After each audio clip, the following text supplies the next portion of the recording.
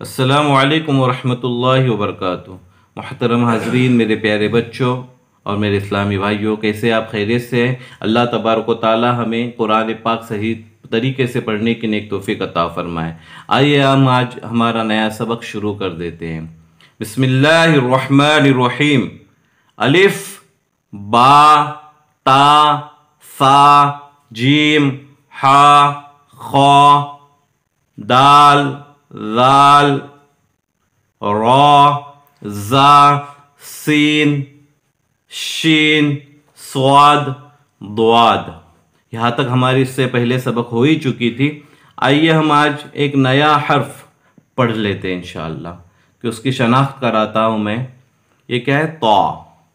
अदायगी पे ध्यान दीजिए कि तौ नुक्ता एक भी नहीं है। तौ तौ तौ तौ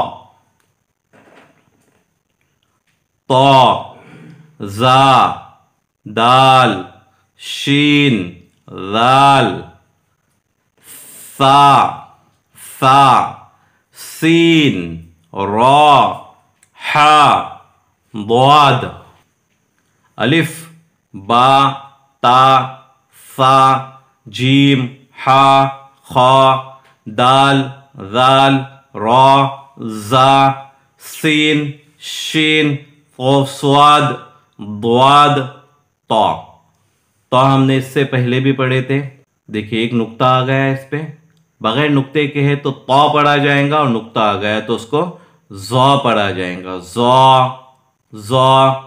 देखिए ज़ा ज़ौ ज़ा, जिस तरीके से ये ज़ा है ज़ा, और ये ज़ौ।